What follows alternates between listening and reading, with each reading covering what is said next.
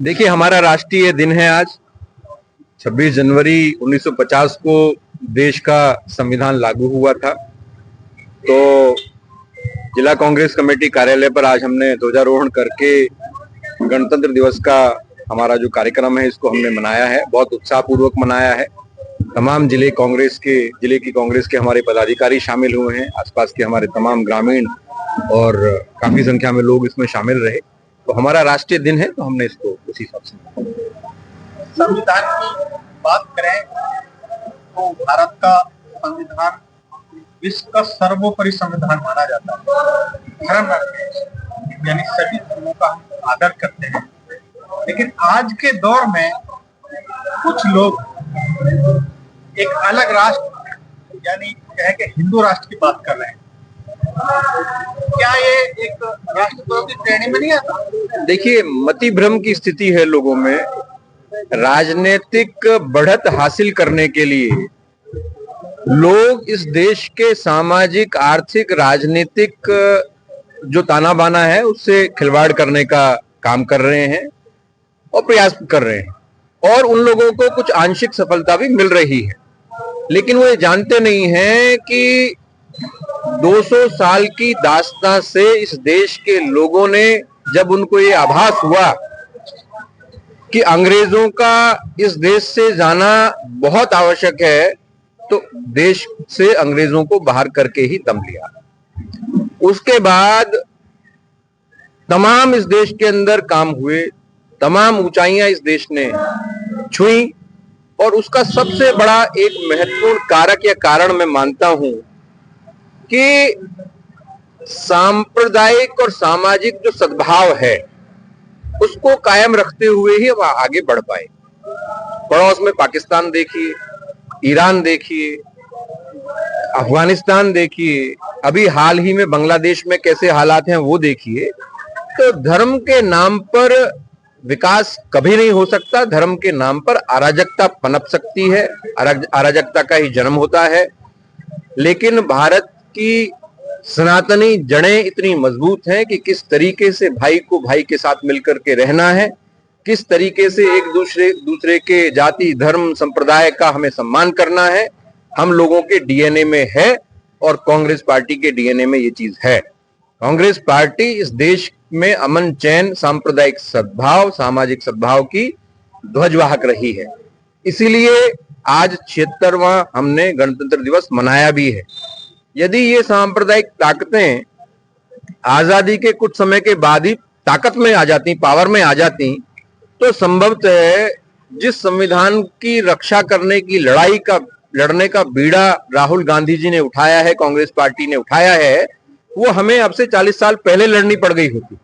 लेकिन चूंकि देश के लोगों में गहराई है, देश में कुछ चुनिंदा राजनीतिक दल राजनीतिक फायदे के लिए यदि इस देश के सांप्रदायिक सद्भाव से, सामाजिक सद्भाव से खिलवाड़ करने का काम करना चाहते हैं, तो ये ना तो देश की जनता को स्वीकार होगा, ना राजनीतिक तौर पर कांग्रेस पार्टी को स्वीकार होगा।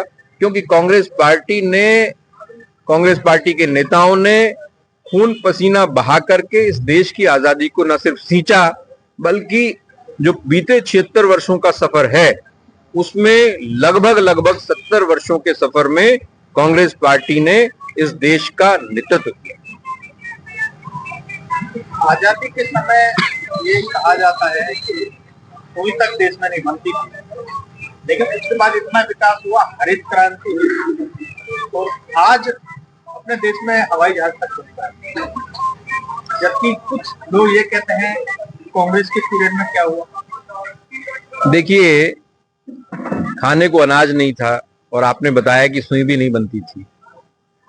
इस देश को कांग्रेस पार्टी ने, पंडित जवाहरलाल नेहरू ने, इस देश के होनहार वैज्ञानिकों ने, आईआईएम से लेकर के, आईआईटी से लेकर के, बैंकों के राष्ट्रीयकरण से लेकर के, सेना का आधुनिकीकरण से लेकर के, तमाम हमारे बांध, जो हरित क्रांति हमारे देश के अंदर आई, तो तमाम ऐसी व्यवस्थाएं दी। और आर्थिक उदारीकरण का दौर 1991 में, जब पूरी दुनिया के अंदर आर्थिक मंदी थी, मनमोहन सिंह जी की वो आर्थिक नीतियों को कौन भूल सकता है। और 10 साल जब पूरी दुनिया की अर्थव्यवस्था गर्त में जा रही थी, तो प्रधानमंत्री रहते हुए मनमोहन सिंह जी ने 10 वर्ष इतना शानदार काम किया जिसका असर आज भी देश की अर्थव्यवस्था पर दिखाई देता है। अब जीडीपी के आंकड़ों में छेड़छाड़ करके, खिलवाड़ करके आप ये समझते हैं कि आप देश को तरक्की के रास्ते पे ले जा रहे हैं। संभवतः देश को गर्त में ले जाया जा रहा है, राजनीतिक व्यवस्था को ध्वस्त कर दिया गया है, संघीय प्रणाली पर चोट करने का काम कर रहे हैं एक देश एक चुनाव की बात कह करके, और अर्थव्यवस्था का हमारी जो ताई हैं निर्मला सीतारमण जी, उनको नहीं आता है। अडानी के जो मैनेजर हैं, फाइनेंस मैनेजर हैं, वो इस देश के वित्त मंत्रालय को चलाने का काम कर रहे हैं। इस देश को, इस देश के नेताओं को, इस देश के बुद्धिजीवियों को मूर्ख नहीं बनाया जा सकता। हम सब समझ रहे हैं आप किस तरीके से आंकड़ों में खेल कर रहे हैं, किस तरीके से, और आंकड़ों में खेल भी आपने कर दिया, फिर भी 6% से ज्यादा हमारी जीडीपी नहीं बढ़ रही है। रुपया 86 उस पर पहुंच गया है, पैसे पे। तो सोचना पड़ेगा, और मैं बता रहा हूं आपको कि नरेंद्र मोदी जी के जीवन काल में ही ये 100 को क्रॉस करेगा।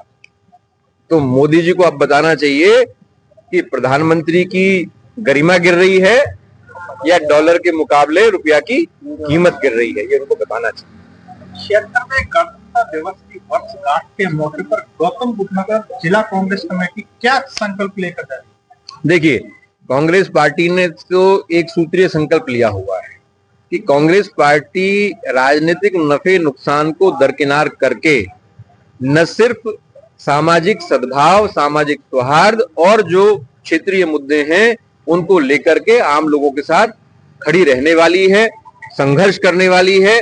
और जनपद गौतम बुद्ध नगर की जो हमारी इकाई है, हमने संगठन सृजन का कार्यक्रम जो बीते 8 माह पूर्व शुरू किया था, वो बहुत शानदार तरीके से आगे बढ़ रहा है।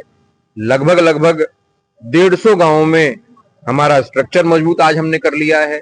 हमारे पास हर गांव में मजबूत हैसियत वाले कांग्रेसी कार्यकर्ता मौजूद हैं। और जब समय आएगा, जब चुनावी समय आएगा, तो हम इन ताकतों को बताएंगे कि बिना भ्रम फैलाए हुए, बिना झूठे सब्जबाग दिखाए भी राजनीतिक रूप से आप बढ़त हासिल कर सकते हैं। लोगों को विचारशील बना करके, अपनी विचारधारा से जोड़ करके आप आगे बढ़ सकते हैं। यही हमारा दायित्व है, यही हमारा कर्तव्य है बाहैसियत जिला कांग्रेस कमेटी के कार्यकर्ता। और हम अपने लक्ष्यों में, हम अपने कार्यक्रमों में उसका समय समय पर जो थोड़ा परिदृश्य है उसको दिखाते रहें।